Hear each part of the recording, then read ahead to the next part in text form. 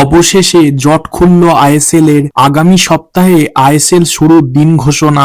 Investor পাওয়া গেল নাকি নমনম করেই আইএসএল? চলো ভিডিওটা শুরু করা যাক। Welcome to A to Z sports voice. তোমরা যদি চ্যানেলে নতুন এসে থাকো তাহলে সাবস্ক্রাইব করে বেল আইকনটাকে বাজিয়ে দাও ফুটবল এবং ক্রিকেট সংক্রান্ত যাবতীয় আপডেট পাওয়ার জন্য। কাল তোমাদের জানিয়েছিলাম ক্লাব জোটের এআইএফএফ কে দেওয়া 5টি শর্তের কথা, যেগুলোতে সম্মতি পেলেই আইএসএল হওয়া সময়ের অপেক্ষা ছিল।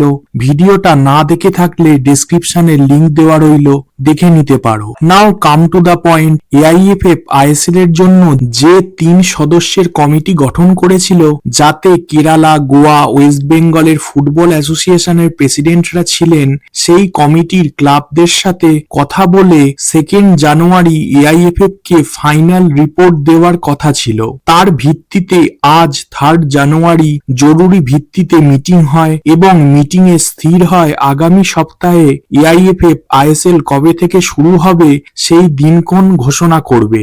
এছাড়াও এআইএফএফ 5টি শর্তের মধ্যে 4টি শর্তই মেনে নিয়েছে, যেমন অপারেশনাল এক্সপেন্সেস, যার মধ্যে ব্রডকাস্টিং এর খরচও রয়েছে, যেটা সম্পূর্ণ বহন করবে এআইএফএফ। গভর্নমেন্টের থেকে হেল্প আনার জন্য চিঠিও দেবে এআইএফএফ। এছাড়াও এআইএফএফ 30 দিনের সময় চেয়ে নিয়েছে, যার মধ্যে তারা ইকোনমিক পার্টনার ফাইনাল করে দেবে। একমাত্র একটি শর্তে ক্লাবদের সাথে আংশিক ডিফার করছে, সেটা হলো 1 কোটি টাকার পার্টিসিপেশন ফি দিতে হবে।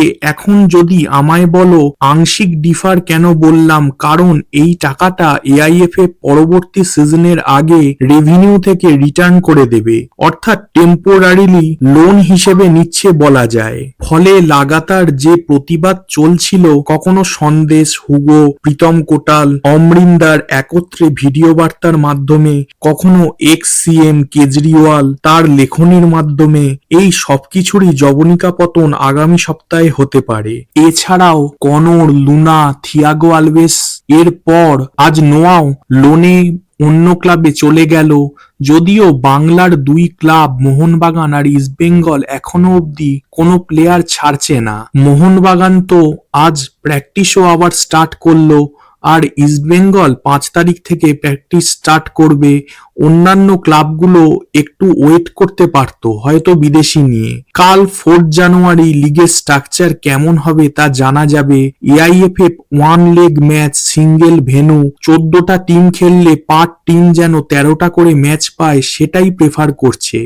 এখন দেখা যাক তোমাদের কি মনে হয়, এবারে লিগ হলে কে চ্যাম্পিয়ন হতে পারে, কমেন্ট করে জানাও। আর ভিডিওটা ভালো লাগলে সাবস্ক্রাইব করে বেল আইকনটাকে বাজিয়ে দাও, লাইক করো, কমেন্ট করো, শেয়ার করো। Thanks for watching. জয় হিন্দ, জয় ভারত।